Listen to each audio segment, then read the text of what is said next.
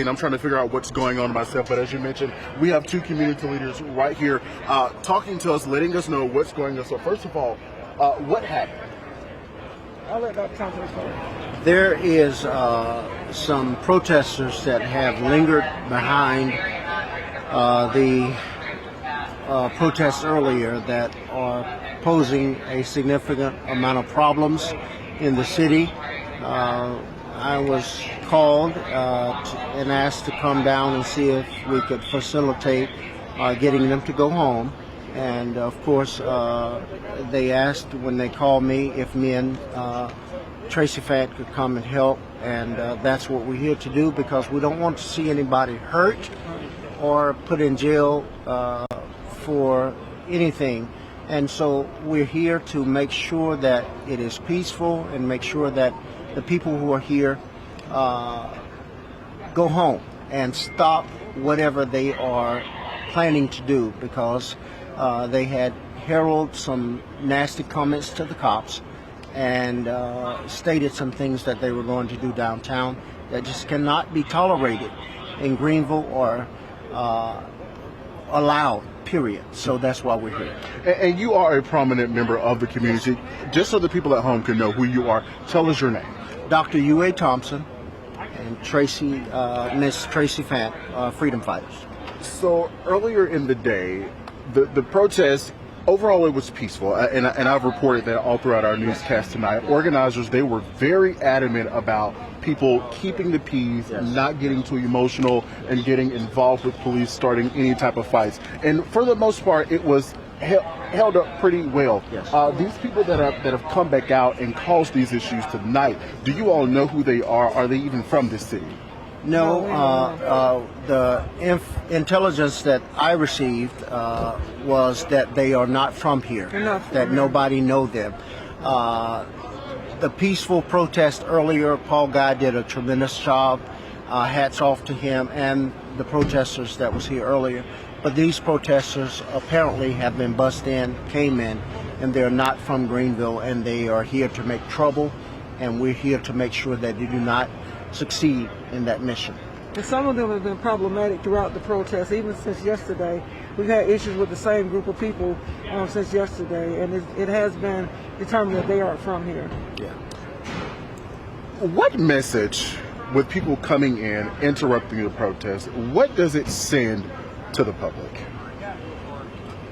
It sends a very bad message, because protesting is a constitutional right that should be afforded to every American citizen, and it should not be circumvented by anything that is not in any way, shape, form, or fashion lending itself to that process. And anybody that would endeavor to circumvent that and make a mockery of that should be disavowed and not allowed.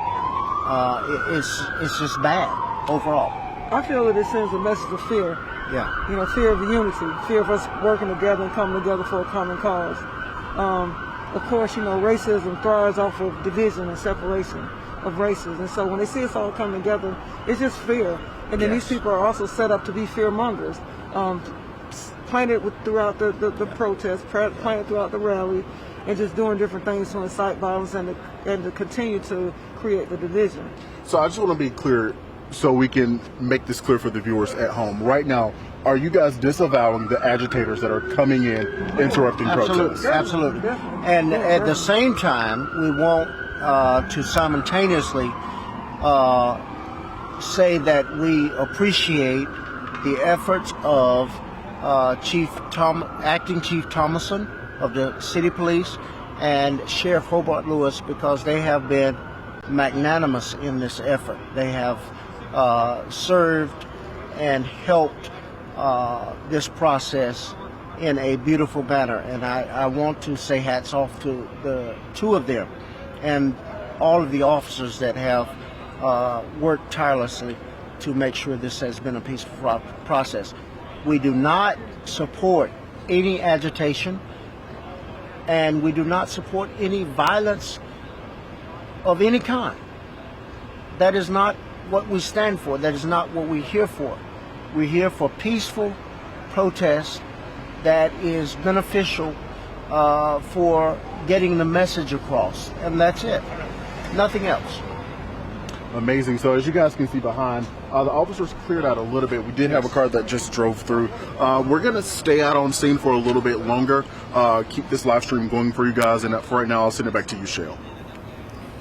Jarvis, I don't know if you can hear me, but I wanted to ask, can you ask them, you know, I know a lot of cities have gotten, unfortunately, very dangerous. There's been a lot of protests going on that have turned very violent.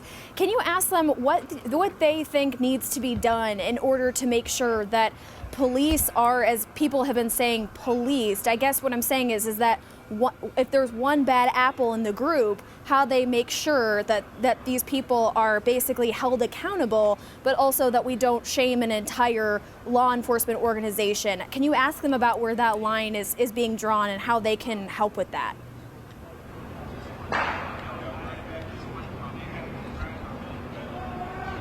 Absolutely. Well, the reason I was looking off, we just heard a loud pop, not sure where it came from, but they wanted me to ask you guys, what can be done to make sure, I guess, the agitators are picked out and, I guess, disavowed, but also making sure a law enforcement agency is not bashed or shamed for doing their jobs out here? I think this is a very critical time, and agitators, people can identify as to whether they are recognized as citizens of this particular area. And I think as people begin to identify them as not being a part of us, that can weed out any discrepancy as to what they are about and where they are from.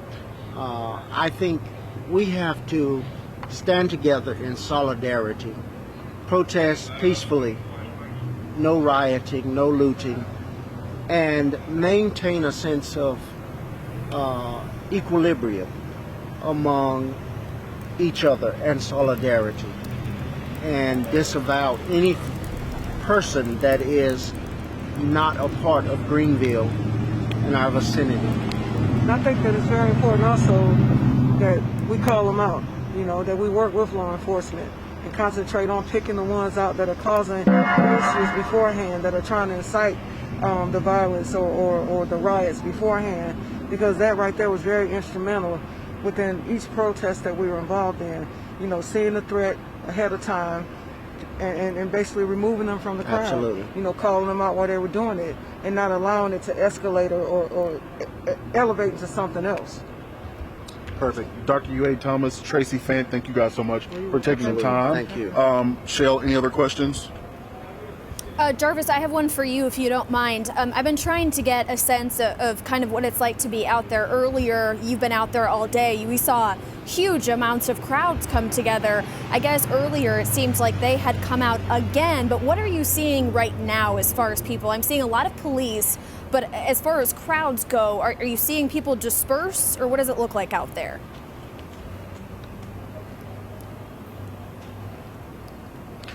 Well, out here, I'm not seeing any crowds. I mean, you see a few people that are walking by, but for the most part, it's a heavy law enforcement presence.